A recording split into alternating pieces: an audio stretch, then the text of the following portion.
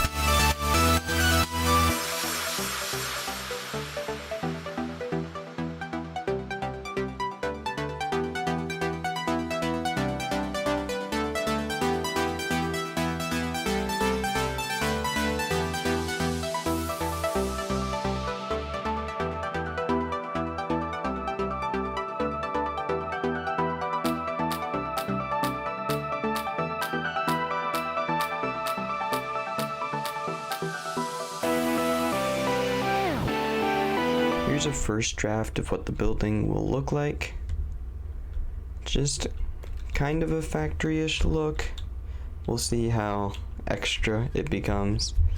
So I've been testing. I wanted to grow it all on the blue glass, but nothing was growing. So I switched it out with some dripstone, and we'll see if any of this grows.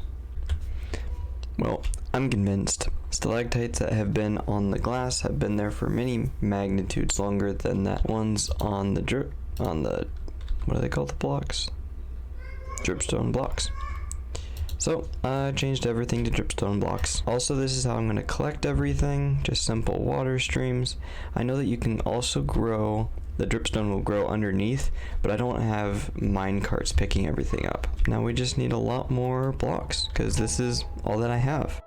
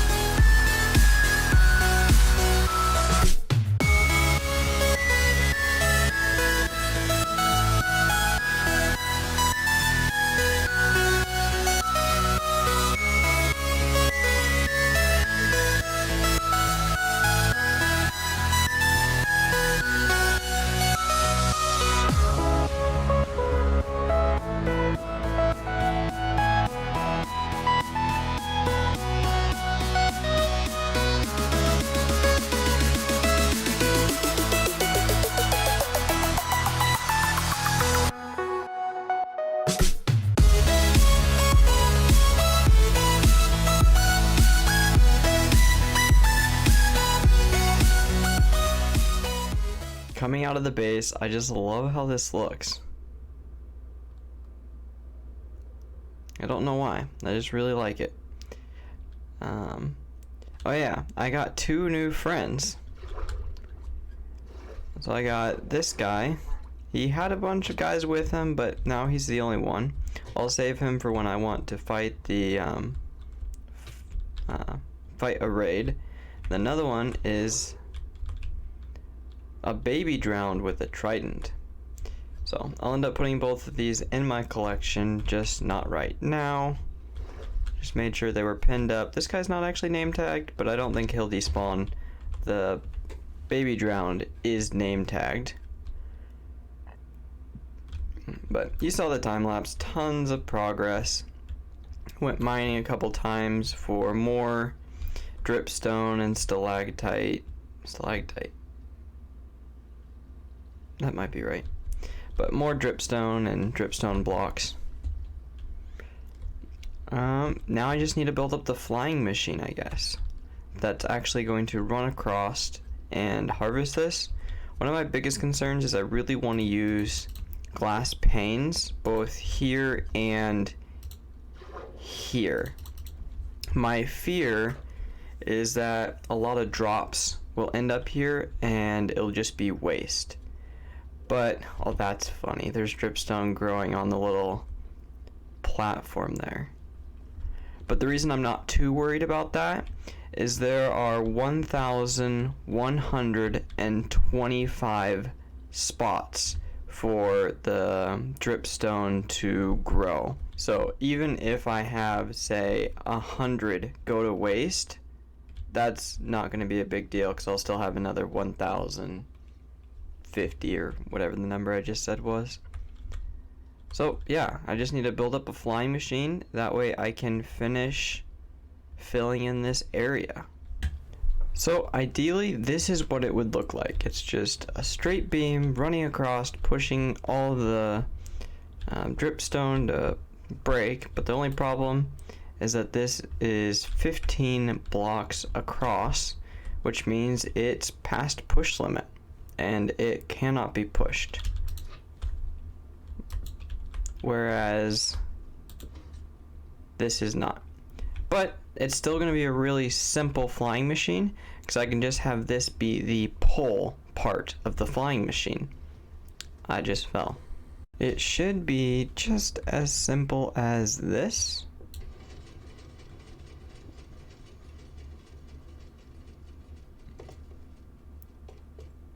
Beautiful. And I probably should have put a stopper block over there. But now we can see all the dripstone rushing over. This will be a dead spot. Could probably fix it. But do I need to is the question. Oh, this is awesome though.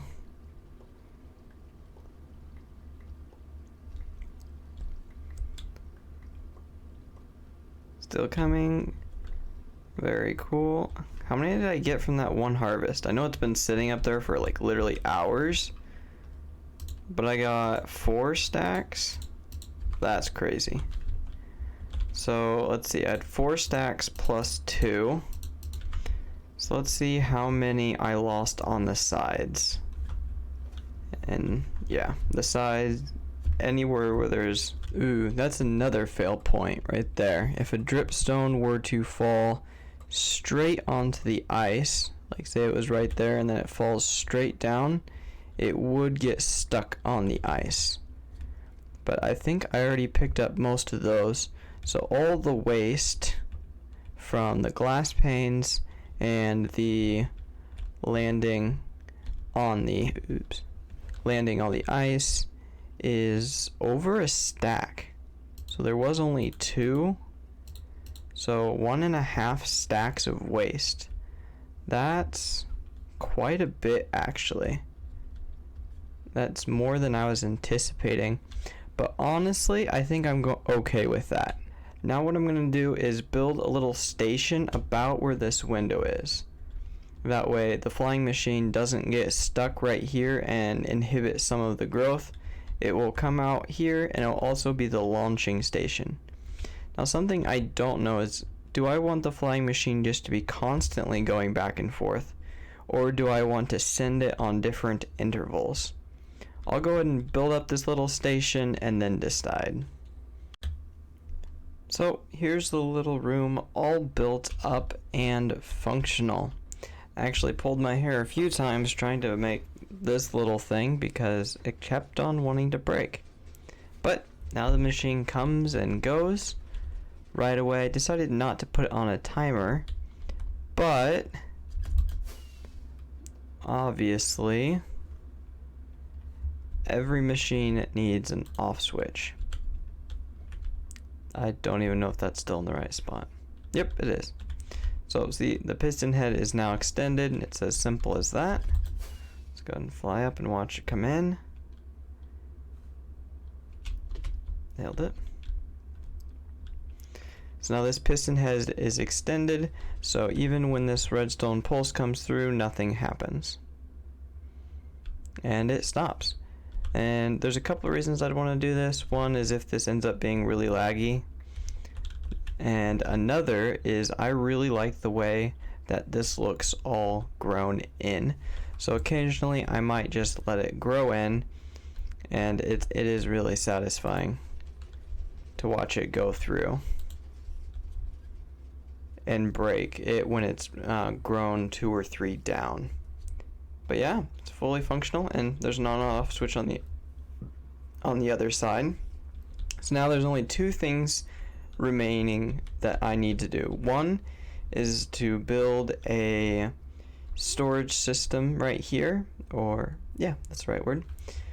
So a place for all the drops to go, and another is to light up this area with, like, I think I'm going to use glowstone and black carpet, because the mobs have been driving me nuts and I should have done it a long time ago. Also, I keep getting creepers in here and zombies and skeletons. The zombies will pick up the items, which is just rude. So that's what I'll do next. Storage system and carpet. That's the storage system complete. It's nothing fancy, just a whole bunch of chests and a ladder. And also all the lights put in, which is so helpful because the mobs were getting ridiculous. So many creepers. Yep, that was ridiculous. This guy actually lost his crossbow. Too bad for him. Yep, so we got all the lights in. Just glowstone underneath black carpet. Had to put some over there to keep the pattern consistent, because otherwise it's right underneath this wall. Also, I put lights in here because I didn't want zombies picking up stuff, and I was afraid I wouldn't like it, but it actually adds a really cool effect on the ceiling. So I really like it. Also, I did a 10-hour run. So let's see how many drops I got in that 10 hours. I wasn't expecting anything in these chests, but I was just curious if there was leakage. Okay.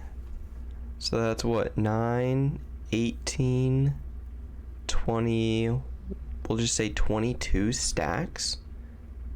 That's pretty good. That's over 2 stacks an hour. That's way better than I thought. 2 stacks an hour? Yeah, that's really good. It's probably because there's just so many here. And of course the machine's off right now, and normally it's just constantly going back and forth. I wanted to stop it at 10 hours. That way the numbers wouldn't be skewed. But yeah, anyways, thank you guys so much for watching. That's what the island used to look like, all mobbed. Please like, subscribe, and all the other YouTube things. See ya.